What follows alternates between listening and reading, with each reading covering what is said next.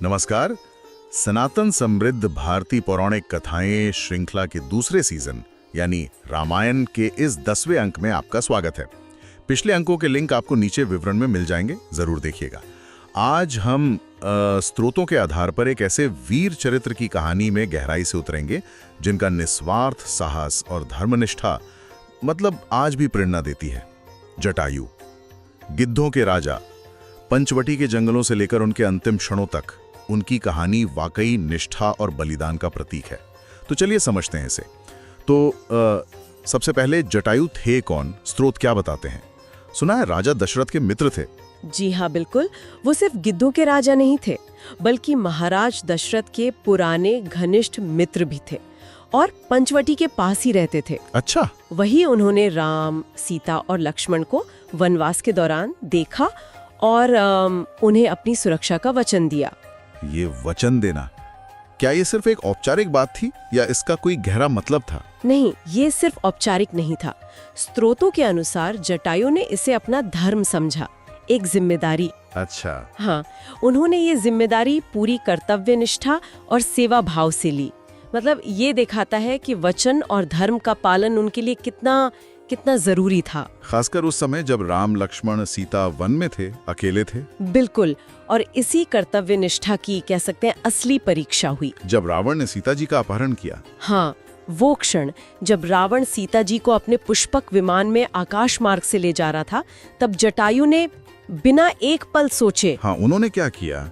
स्रोत इस टकराव के बारे में क्या बताते हैं? वो तुरंत तोड़ पड़े, अपनी ढलती उम्र, कम होती शक्ति, ये सब जानते हुए भी, और ये भी जानते हुए कि सामने रावण है। रावण जो इतना शक्तिशाली था। जी, फिर भी वो सीता जी की रक्षा के लिए और कहिए कि धर्म की रक्षा के लिए रावण से भिड़ गए।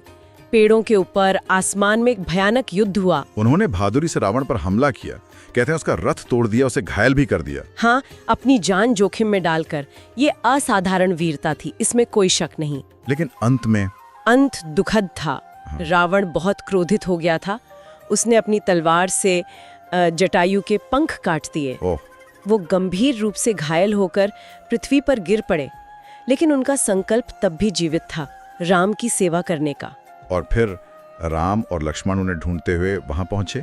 जी, जब राम और लक्ष्मण सीता जी को खोज रहे थे, तब उन्हें ये महान पक्षी मिला, मरणासन्न अवस्था में। शुरू में तो शायद उन्हें लगा कि ये कोई राक्षस या शत्रु हैं। हाँ, कुछ क्षणों का भ्रम था, लेकिन जल्दी ही राम और लक्ष्मण को जटायु के बलिदान का पता चला और दशरथ के साथ उनके रिश्ते का भी।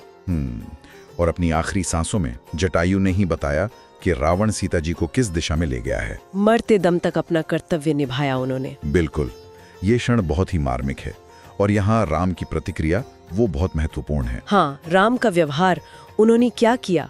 राम बहुत दुखी हुए पर कृतज्ञ भी थे। उन्होंने जटायु को अपनी गोद में लिया, जैसे कोई पुत्र अपने पिता को लेता है। पिता तुल्य सम्मान दिया। क्यों जी? और जटायु ने प्राण त्यागे तो राम ने स्वयं उनका अंतिम संस्कार किया, एक राजा होकर एक गिद्ध का। ये दिखाता है कितना सम्मान था उनके मन में। और उन्हें मोक्ष का आशीर्वाद भी दिया, है ना? हाँ, ये सबसे महत्वपूर्ण बात है। मोक्ष यानी जन्म मृत्यु के चक्र से मुक्ति। ये शास्त्रों में एक बहुत ही दुर्लभ, असाधारण सम्मान माना जाता है। ये दिखाता है कि राम की नजर में जटायु का बलिदान कितना ऊंचा था। बिल्कुल। भले ही उनकी लड़ाई सीता जी को उस वक्त बचा नहीं सकी, लेकिन उसने धर्म, निष्ठा, करुणा के उच्चतम आदर्शों को स्थापित कर दिया। तो अगर हम इस पूरी कहानी को देखें, स्रोतों से मिली जानकारी को जोड़ें, तो सार क्या निकलता है? ये सिर्फ एक वीर की कहानी है या कुछ और भी है इसमें? ये वीरता से बढ़कर है। ये सिखाती है कि सच्ची सेवा या कर्तव्य का मूल्यांकन हमेशा इस बात से नहीं होता कि आप जीते या हारे। मतलब परिणाम से नहीं। हाँ, परिणाम से नहीं। जटायु युद्ध हार गए, पर उनका प्रयास, उनका इरादा, अन्याय के खिलाफ खड़े होने का उनका साहस, वही उनकी महानता है। उनका बलिदान आज भी हमें प्रेरणा देता है। सही काम। और ये भी कि साहस और धर्म निभाने की इच्छा उम्र या ताकत पर निर्भर नहीं करती। बिल्कुल।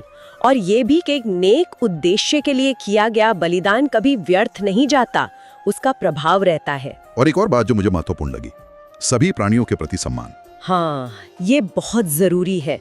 राम ने जटायु को जो सम्मान दिया, जो मोक्ष दिया, वो दिखाता है कि निस्वार्थ सेवा और धर्म का रास्ता किसी भी जीव को, चाहे उसका रूप कुछ भी हो, उच्चतम आध्यात्मिक स्थिति तक पहुंचा सकता है। जटायु का जीवन एक प्रमाण है कि हम में से सबसे विनम्र भी अगर उद्देश्य निस्वार्थ हो तो अमर हो सकता है।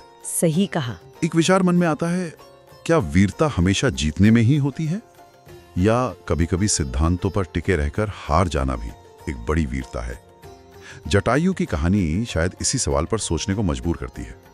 जटायु के बलिदान और उनकी कहानी पर आपके क्या विचार हैं, नीचे टिप्पणी में जरूर साझा करें। अगर आपको ये चर्चा ज्ञानवर्धक लगी तो इसे लाइक और शेयर करना ना भूलें।